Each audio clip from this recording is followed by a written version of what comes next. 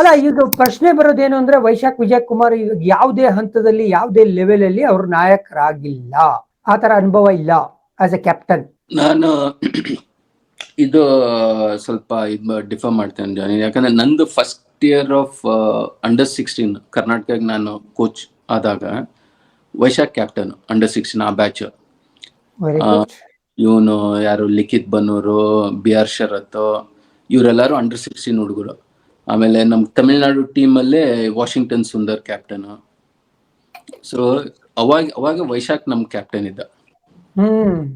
But ಏನಂದ್ರೆ ಒಂದೇನ್ ಅವಾಗ ನಾವು ಇವನ್ ಅಲ್ಲಿ ಅವಾಗ ಅಂದ್ಕೊ ಅವನು ಒಂಥರ genuine allrounder. Number 5 number 6 batting 100 ಹೊಡೆದಿದ್ದ ಸ್ಟೇಟ್ ಮ್ಯಾಚ್ ಅಲ್ಲಿ.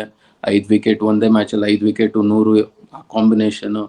ಪ್ಲಸ್ ಆಚೆ ಕೂತಾಗ ಅವ್ನು ಅಂಡರ್-16 ಹುಡುಗ ಇದ್ದಾಗ್ಲೂ ನಾವು ಆಚೆ ಕೂತಾಗ ಏನೋ ಒಂದು ಯೋಚನೆ ಮಾಡ್ತೀವಿ, ಈ ಟೈಮಲ್ಲಿ ಇವ್ನ್ ತರಬೇಕಿತ್ತು, ಹಿಂಗ್ ಮಾಡ್ಬೇಕು ಅಂದ್ರೆ ಕರೆಕ್ಟ್ ಹಂಗ್ ಅವನು ಅಲ್ಲಿ ಮಾಡಿರೋನು. ಸೊ ಒಂದು ಥಿಂಕಿಂಗ್ ಯಾವಾಗ್ಲೂ ಆಸ್ ಎ ಕ್ಯಾಪ್ಟನ್ ಹಂಗೆ ಥಿಂಕ್ ಮಾಡ್ತಾ ಇರ್ತಿದ್ದ, ಆಸ್ ಎ ಕ್ಯಾಪ್ಟನ್ ಇದ್ದಾಗ್ಲೂನು ಅವಾಗ್ಲೂನು.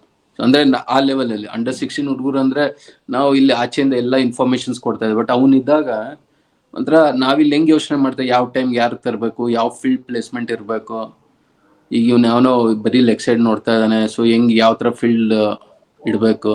ಸೊ ಒಳ್ಳೆ ಥಿಂಕಿಂಗ್ ಪ್ಲೇಯರ್ ಅವನು Vaishakh. Very good, very good. ನೋಡಿ, ಈ ಮಾಹಿತಿ ತಿಳಿಸ್ಬೇಕಾಯ್ತು ನಮ್ಮ ವೀಕ್ಷಕರಿಗೆ, ಅದಕ್ಕೆ ಈ ಪ್ರಶ್ನೆನ ಕೇಳಿದ್ದು.